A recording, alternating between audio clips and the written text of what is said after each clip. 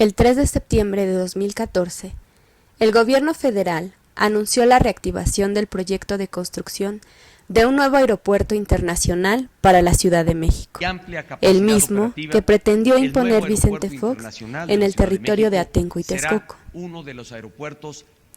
Desde ese día, en los pueblos a la orilla del agua, se ha vuelto a levantar el machete de alerta para defender a la tierra.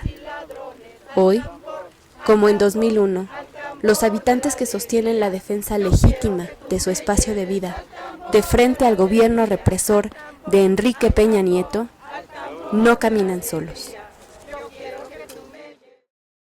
La Unión de Científicos Comprometidos con la Sociedad es una asociación civil formada por académicos, científicos o especialistas en distintas áreas. La intención de esta organización es que los investigadores empiecen a tomar papeles más activos en la toma de decisiones del país, ¿no? Es decir, todos los investigadores o la mayoría de México y los estudiantes de posgrado viven básicamente del dinero de la nación, pues, o sea, al final el sueldo viene de los impuestos de la gente.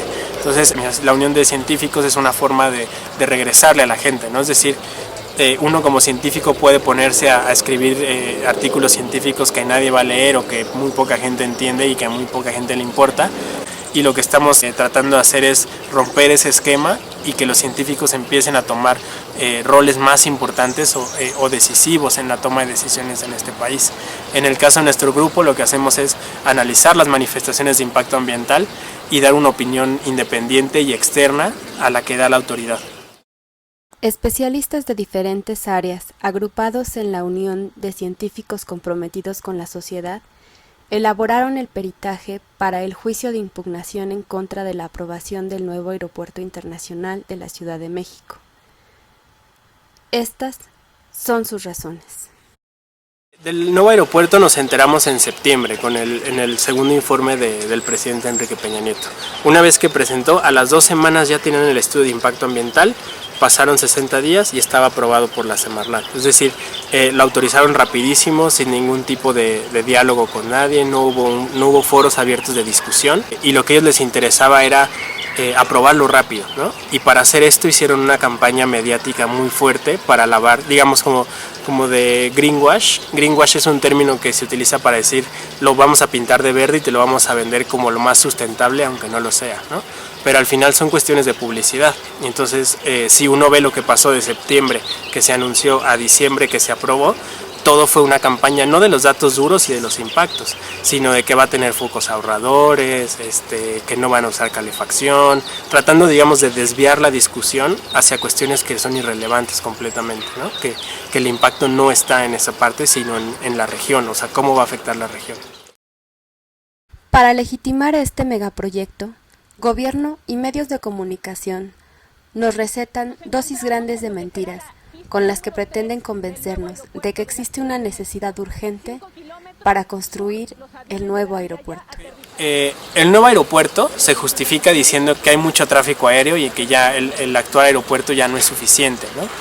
El problema del tráfico aéreo es, digamos, tratar de solucionar la obesidad comprando una talla más grande de pantalón, ¿no? Entonces, decir, ya se nos está llevando, hay que comprar una más grande y más grande y más grande. Y lo vemos tanto en el aeropuerto como, por ejemplo, en las vialidades que se hacen en la Ciudad de México. O sea, segundo piso, tras deprimidos, ¿no? Por ejemplo, si uno piensa, o uno está, por ejemplo, en Tuxtla Gutiérrez, Chiapas, y quiere viajar a Mérida, Yucatán, todos los vuelos van de Tuxtla Gutiérrez a la Ciudad de México y de la Ciudad de México a Mérida. Entonces, casi todos los vuelos nacionales están conectados a la Ciudad de México. Entonces, eso es lo que está haciendo que se sature la Ciudad de México. Entonces, lo que no tenemos es una red de aeropuertos que esté funcionando de manera adecuada. Lo que otros países hacen es no tener un aeropuerto central, sino 3 o 4 aeropuertos alrededor de la ciudad y distribuir el tráfico entre los distintos aeropuertos y conectarlos con transporte público. En el caso de que hiciera este nuevo aeropuerto, por la cercanía que tendría con el actual aeropuerto de la Ciudad de México, el actual tendría que desecharse completamente y entonces estaríamos perdiendo toda la inversión que, por ejemplo, hace poco se hizo para la Terminal 2. Digamos, este proyecto no va a solucionar el tráfico aéreo, lo único que va a hacer es postergar otra vez su colapso, ¿no? La solución en este sentido que se ha propuesto en muchos foros es que se haga un aeropuerto en Tizayuca, Hidalgo, que eso significa que ese aeropuerto en Tizayuca está más o menos a 1 hora en tren del centro de la Ciudad de México. Es decir, 1 hora en tren es básicamente lo que nos lleva en la Ciudad de México desplazarnos a cualquier lugar. Entonces no es mucho tiempo y eso sí permitiría que tuviéramos el aeropuerto actual funcional y además Tizayuca, y entonces distribuir, digamos, el tráfico aéreo entre 2 aeropuertos en lugar de hacer uno grande, ¿no? En 2002, cuando se cancela el decreto de expropiación de Vicente Fox, el gobierno federal trasladó el proyecto del nuevo aeropuerto a Tizayuca, Hidalgo. Se adquirieron más de 1.500 hectáreas para la construcción de una terminal alterna a la de la Ciudad de México. Sin embargo, años después, Miguel Ángel Osorio Chong, como gobernador del estado de Hidalgo, cambió el sentido de este proyecto para transformarlo en una terminal con pocas operaciones, la mayoría de carga. El presupuesto gastado para la nueva terminal se derrochó, mientras que la ambición de los poderosos empezó a tramar una nueva trampa para retomar el proyecto en Texcoco. Lo que pasó después del aeropuerto que quiso hacer Vicente Fox fue que la Conagua empezó a comprar terrenos en las zonas aledañas del lago de Texcoco con la intención de recuperar el lago. Es decir, la recuperación del lago desde los 60 se había querido hacer y en la administración pasada la Conagua empezó a desarrollar el proyecto, ¿no?, de recuperación. Incluso ya el plan de ordenamiento territorial, es decir, las leyes que dicen qué se puede hacer y qué no se puede hacer, establecen que lo único que se puede hacer en esa zona es recuperar el lago, ¿no? Lo que pasa es que cambia la administración, entra el gobierno de Enrique Peña Nieto y sorpresivamente pues ya esos terrenos que había comprado la Conagua ya pasaron a ser propiedad federal. Entonces, ocupando eso y digamos esa forma de chantaje a las comunidades, entonces dice ahora vamos a hacer un aeropuerto y nos vamos a hacer en propiedad federal, ¿no? Siendo que la forma en la que se habían comprado fue completamente amañada. Al reactivarse el proyecto del nuevo aeropuerto en Texcoco, se reactiva también la tarea de proteger el territorio del lago. Los frentes de la batalla en esta lucha son diversos, y en la defensa legal la participación de los científicos es fundamental para desenmascarar los graves riesgos. Cuando nosotros nos enteramos del aeropuerto, sabíamos que se iba a aprobar, o sea, sabíamos que cualquier opinión que diéramos iba a ser desechada porque el proyecto se iba a aprobar completamente. Entonces lo que hicimos fue esperar a que la Semarnat resolviera o autorizara el proyecto y entonces analizar cómo fue que resolvió, ¿no? Es decir, resolvió de manera correcta, las deficiencias técnicas las detectó, no las detectó, si hubo cosas que deliberadamente quiso omitir, ¿no? Entonces, digamos, hicimos un estudio cuestionando esta resolución y después nos enteramos con mucho gusto que en el amparo que se presentó ante un juez, muchos de los elementos que nosotros habíamos cuestionado a la Semarnat los integraron, digamos, en esta impugnación. Entonces, a partir de eso, a mí me llaman para ver si quería participar como perito en materia de biología para el aeropuerto y acepté la invitación y ya entregué el dictamen. Nosotros, digamos, contestamos unas preguntas que el juez autorizó. Estas mismas preguntas, nosotros como peritos de la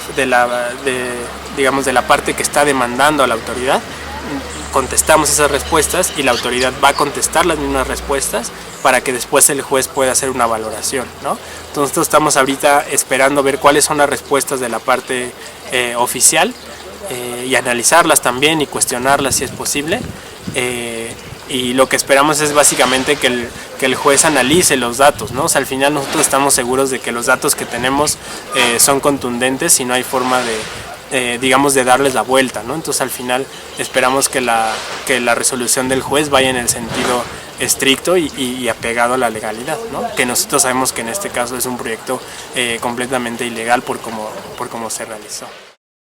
El proceso de aprobación del nuevo Aeropuerto Internacional de la Ciudad de México se realizó en franco desapego a la ley, contradiciendo los criterios de evaluación de riesgo ambiental. Gobierno y empresas, que como socios de negocios serán beneficiados con el proyecto, orquestaron una simulación de transparencia para imponer la obra. En este caso, el gobierno federal quiere hacer un aeropuerto. Lo que tiene que hacer es contratar a una consultoría ambiental. La consultoría ambiental va a hacer un estudio que se llama Manifestación de Impacto Ambiental Ese estudio tiene que analizar si la viabilidad del proyecto, ¿no? Si ambientalmente es posible o no hacer ese proyecto y si los beneficios son mayores que los prejuicios. Una vez que tiene este documento, en este caso se lo vuelve a dar al gobierno federal, en este caso Secretaría de Medio Ambiente, para que ellos evalúen. Entonces, digamos, estamos en una posición en la que el gobierno es juez y parte.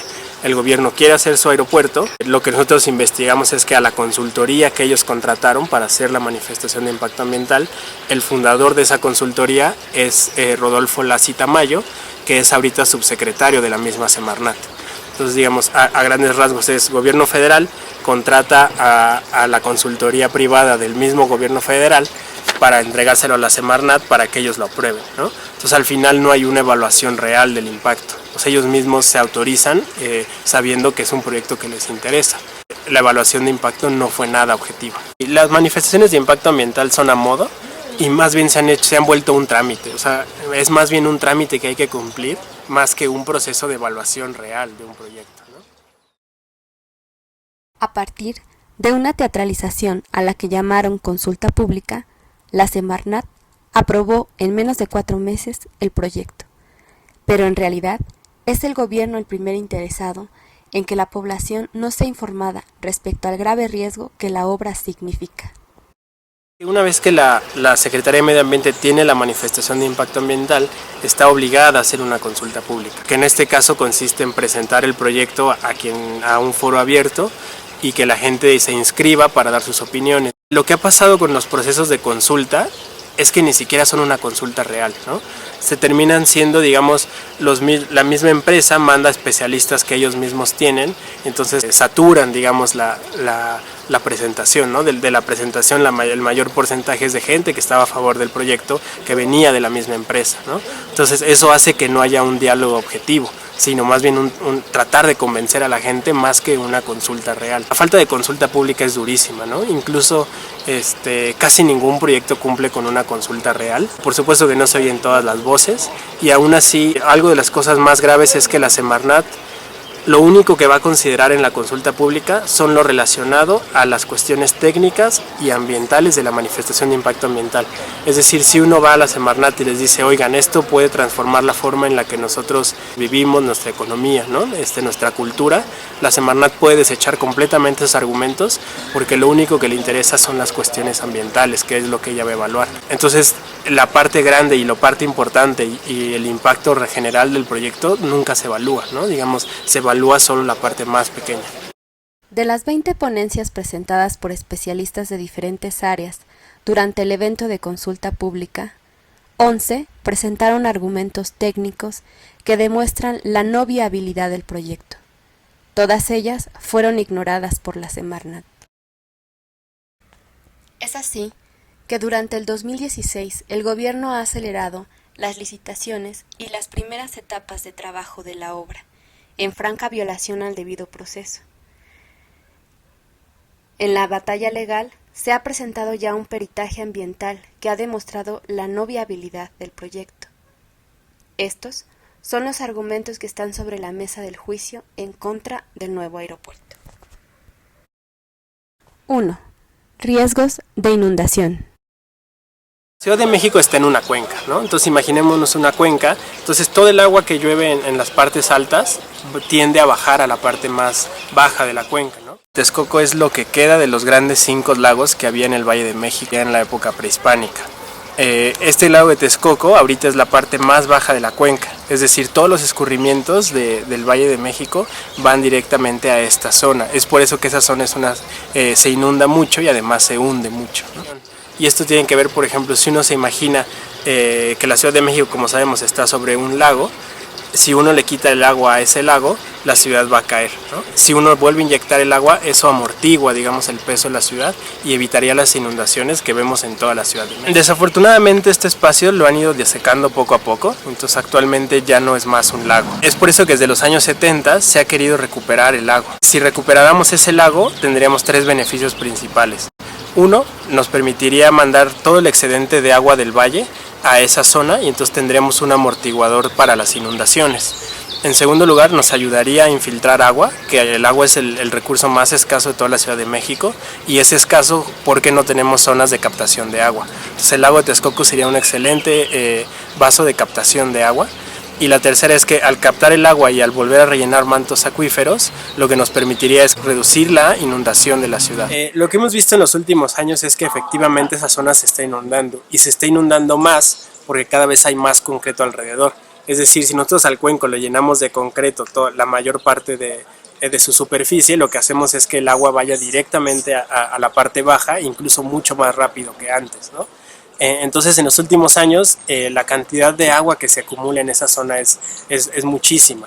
Entonces uno puede ver la cantidad de inundaciones que ha habido, por ejemplo, en toda la parte oriente de la Ciudad de México.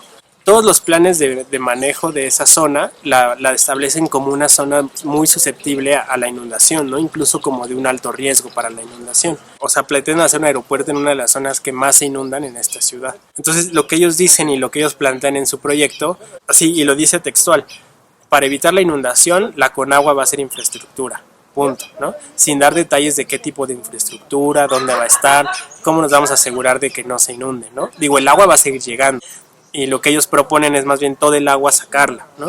Entonces, imagínense ustedes, en una temporada de muchas lluvias, no van a permitir que se inunde el aeropuerto, y entonces ese excedente de agua se va a tener que ir a algún lugar. Entonces, lo que nosotros predecimos es que si el aeropuerto no se inunda, lo que van a hacer es inundar toda la zona vecina. Y ahora tiene otro detalle, y es que esa zona del lago de Texcoco se hunde más o menos entre 30 y 40 centímetros por año. Entonces, si uno hace infraestructura para el agua hoy, digamos, hace la infraestructura, pero en unos años todo el nivel empieza a bajar. Y eso quiere decir que la infraestructura que se hizo para controlar el agua va a ser insuficiente, y habría que hacer nueva infraestructura y nueva infraestructura y nueva infraestructura. Es decir, la batalla contra el agua va a ser una batalla perdida, y va a ser de muchísimo dinero para el mantenimiento, y lo más seguro es que implique el que se inunden las zonas vecinas, no el mismo aeropuerto. Las zonas que principalmente se verían afectadas por este aumento en las inundaciones es pues, la parte de Texcoco, la parte de Catepec, la zona de Chalco, ¿no? Que son zonas que de por sí tienen problemas con el agua, ¿no? En época de lluvia. 2. Siembra de especies exóticas. En el caso del aeropuerto, la principal medida para compensar el daño es la siembra o la creación de nuevos bosques de una especie que es el cedro salado. El detalle es que el cedro salado es una especie invasora que tiene origen en Asia. Entonces, lo que pasa con las especies invasoras es que cuando uno trae especies de Asia a México, no tienen depredadores naturales y no tienen una regulación de sus poblaciones. Entonces, las especies invasoras se vuelven plagas en los lugares en donde los traes. La misma Comisión de Áreas Naturales Protegidas del país la clasifica como una de las peores amenazas para la biodiversidad. Entonces, digo, realmente es completamente inaceptable que una propuesta de sembrar alrededor de 260,000 individuos, o sea, van a ser bosques enormes de una sola especie, haya sido aprobada por la Semarnat. Lo que hace esta especie una vez que se siembra en este lugar es el excedente de sal lo acumula en las hojas, y las hojas cuando caen otra vez acumulan más sal, ¿no? Entonces lo que termina haciendo la especie es que aumenta la salinidad propia del suelo, lo que hace ahora sí todavía imposible que otras especies colonicen esta zona, ¿no? Digamos, evita que otras especies nativas se establezcan en esa zona, además de que las hojas son muy inflamables. Entonces lo que se ha visto es que el aumento de los incendios de estas plantas es durísimo, ¿no? Entonces ese es otro punto. Y la otra es que para poder tolerar tanta cantidad de sal, lo que la especie hace es tener raíces muy profundas que van hasta los mantos freáticos. Entonces ellos obtienen agua del manto freático, y lo que se ha visto cuando hay grandes bosques del cedro salado es que reducen la disponibilidad de agua en el manto freático. Como las raíces son muy profundas, no todas las especies tienen la misma profundidad de raíces, entonces especies con raíces menos profundas no pueden ya alcanzar al agua, ¿no? Porque el agua ya bajó de nivel por el cedro salado. Sí, básicamente una vez que estas poblaciones se establezcan ahí y se creen estos nuevos bosques, la competencia va a ser dura. O sea, básicamente van a terminar excluyendo a las especies nativas, ¿no? Entonces sí podríamos hablar de que la competencia del cedro salado terminaría desplazando al resto de las especies. Eso considerando nada más la zona del vaso del lago de Texcoco. Lo que pasa con las especies invasoras es que una vez que se establecen se empiezan a dispersar, entonces no hay forma de controlar su dispersión. Entonces que la Semarnat haya autorizado esto, lo que va a pasar es que en varios años esta especie va a estar completamente dispersa en todo el Valle de México. En resumen, el cedro salado aumenta la salinidad del suelo, reduce la disponibilidad de agua para otras especies y aumenta la frecuencia de incendios. Entonces, más que medida de mitigación, va a ser una forma de perturbar todavía más el sistema, ¿no? Sigo, al final, por supuesto que no va a compensar nada del daño, e incluso va a ser un prejuicio a largo plazo para toda la zona, e incluso del Valle de México, una vez que se empieza a dispersar la especie. 3. Alteración de los últimos cuerpos de agua en Texcoco. Es para compensar los daños ambientales. Por un lado hacían esta parte de la siembra masiva de especies invasoras y por otro lo que ellos dicen es que van a crear nuevos cuerpos de agua en la zona. Entonces lo que ellos dicen es, mi aeropuerto va a quitar una gran cantidad de zona inundable, pues vamos a hacer zona inundable en otros lados, ¿no? Lo que pasa aquí es que al menos el proyecto, la manifestación de impacto ambiental, no describe nada de los proyectos, ¿no? Es decir, sí dicen vamos a hacer tantos metros cuadrados de cuerpos de agua, pero no dicen cómo, no dicen exactamente dónde y cómo es que van a mantener que esos cuerpos de agua se mantengan a mediano y a largo plazo. Entonces lo que pasa cuando la Semarnat autoriza este proyecto sin detalles de este tipo, básicamente los está autorizando para no hacer nada. Legalmente la empresa no tiene ya ninguna relación o sea, no está obligada a hacer estos nuevos cuerpos de agua y que el gobierno federal al final puede deslindarse completamente, hacer estos cuerpos de agua y decir, ¿saben qué? Ya no me alcanzó, ya no los hice, pero no había ningún proyecto, entonces no tengo ninguna responsabilidad. Lo que están autorizando básicamente son unas líneas sobre papel que no les van a comprometer a nada, ¿no? Entonces, digo, al final puede ser que ni siquiera se hagan, pero se utilizaron para justificar la creación de este aeropuerto. 4. Destrucción de hábitat de aves endémicas y migratorias. En este entorno, que todavía tiene los cuerpos de agua, por ejemplo del lago Nabor Carrillo y las zonas que se inundan todavía en el vaso de Texcoco, lo que los estudios muestran es que alrededor de 120,000 aves vienen al año aquí, ¿no? Y se ha detectado que es una de las principales zonas de descanso de las aves migratorias. Incluso la Conavio la tiene en una categoría de área de importancia de conservación de aves. Aquí viven más o menos 250 especies de aves y 120,000 individuos vienen año con año a descansar y a reproducirse en esta zona. Si uno ve, digamos, en un mapa la Ciudad de México, básicamente no hay dónde pararse, ¿no?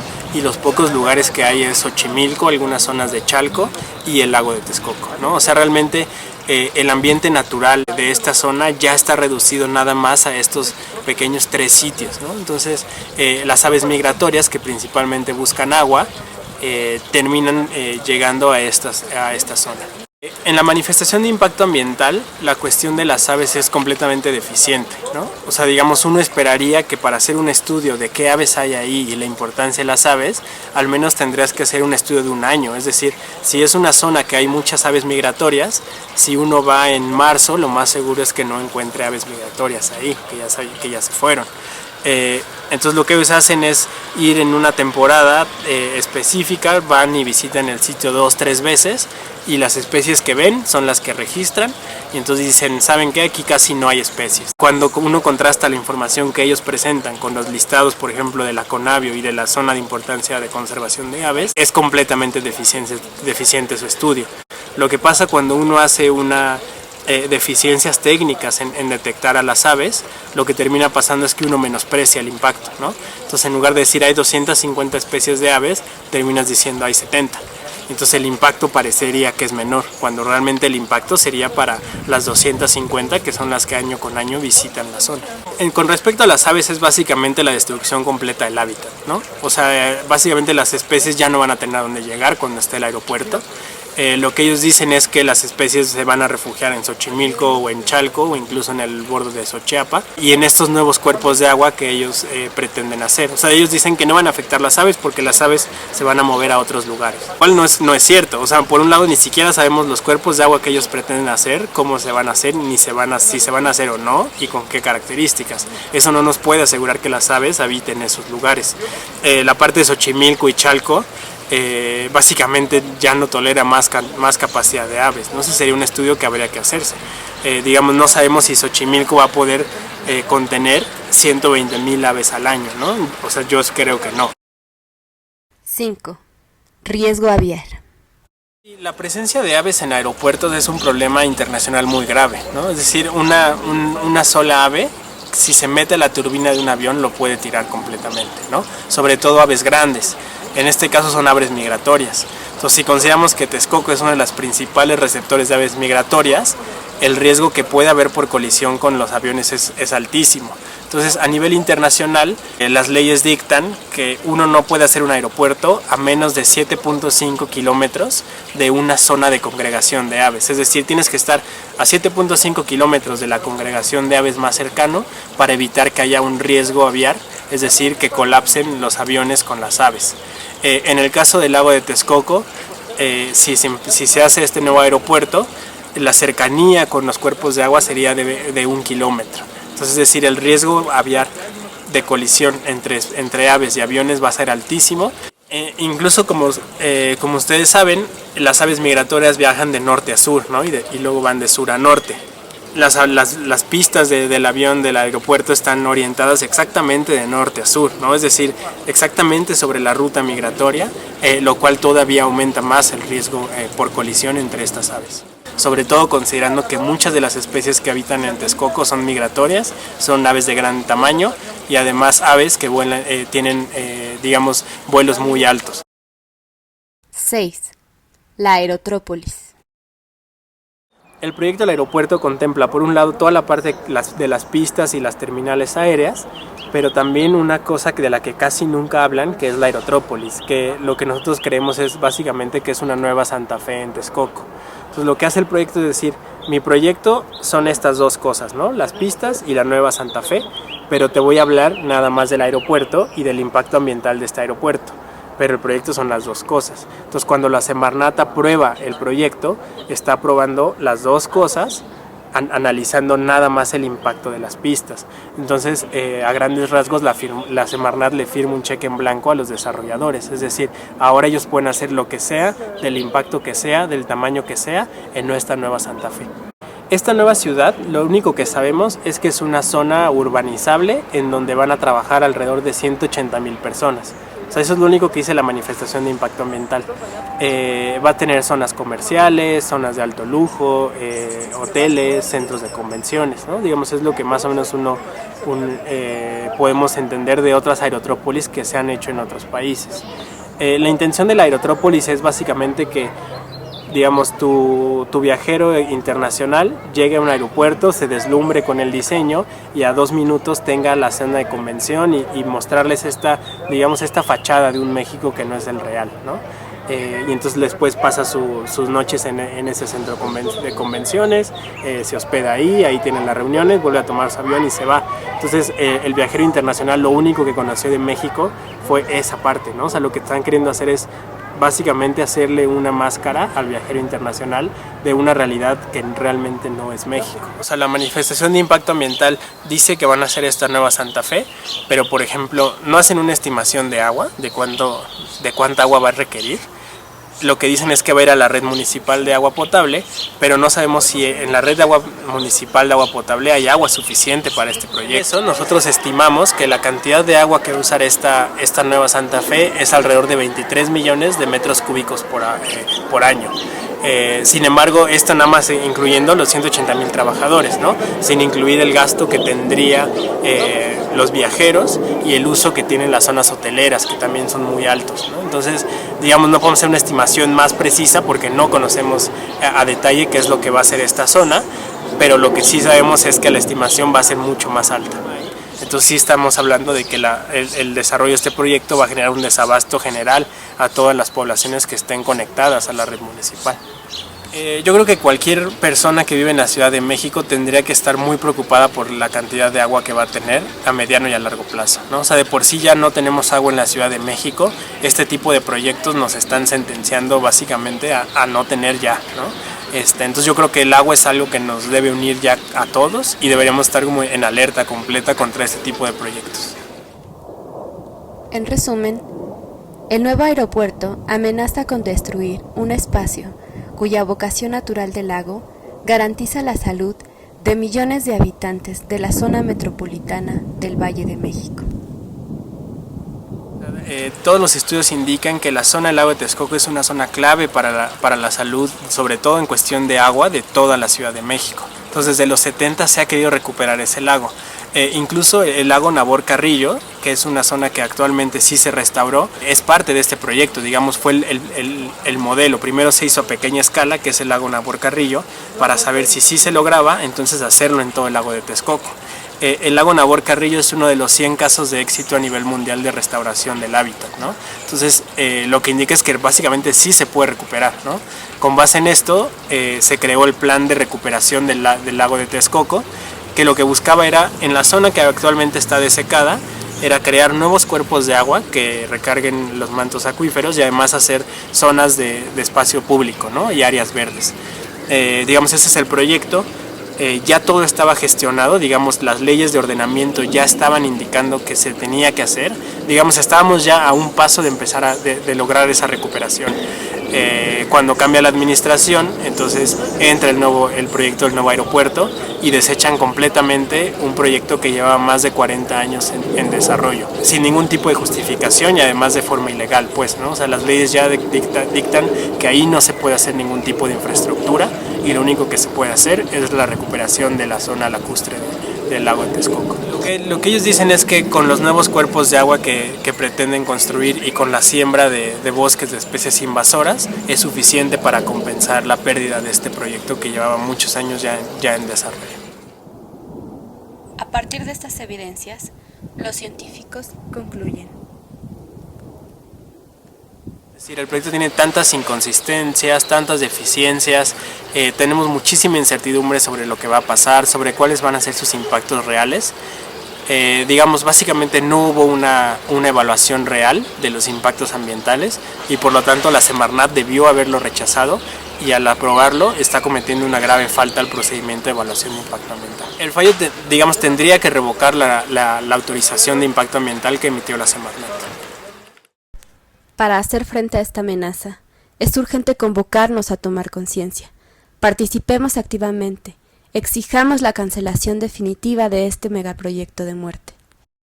Por ejemplo, en el caso del aeropuerto es un proyecto que afecta a toda la Ciudad de México, ¿no? O sea, principalmente a las comunidades vecinas, ¿no? O sea, a la parte de Atenco, la parte de Chalco, la parte de Catepec, o sea, toda la zona que está cercana a esta zona tendrían que estar súper interesados en saber qué se hiciera, cuáles serían los impactos, qué podría estar pasando y omitir una opinión, ¿no? O sea, si ellos no están de acuerdo, decirla abiertamente que no estamos de acuerdo en este proyecto por esto, esto y esto. Básicamente yo creo que todos, o sea, ya estamos en un punto en que la gente se involucre, ya es lo que más nos surge, ¿no? Digo, normalmente uno se involucra cuando hay una afectación directa a uno mismo, ¿no? Pero ya tenemos que trascender esta como visión muy cerrada de si me afecta a mí, si lucho, y si no me afecta a mí, pues que les vaya bien al resto, ¿no? O sea, yo creo que ya tenemos que hacer una transición hacia una sociedad más organizada y generar redes entre los distintos ciudadanos, porque el día que tú apoyes a un grupo, al final ese grupo podrá apoyarte después, ¿no? Entonces creo que lo que más nos hace falta es quitarnos esta visión como egoísta, ¿no? De si no me afecta, pues no me involucro, y empezarnos a involucrar, pues a enterarnos y a empezar a opinar de si estamos de acuerdo o no estamos de acuerdo, y a informarnos. Los megaproyectos en el país ya son un problema, o sea, insostenible, pues, y lo que está pasando con estos megaproyectos es que van acompañados sistemáticamente de violación a los derechos humanos, al despojo de las comunidades, al menosprecio de la opinión de los especialistas y a la exclusión de las poblaciones en la toma de decisiones. Es decir, tiene todos los errores que puedan existir, y eso es lo que está llevando a que cada megaproyecto sea una lucha, genere descontento y eventualmente un desgaste del tejido social. Entonces, básicamente estamos destruyendo al país con estos megaproyectos. Tierra sí, aviones no.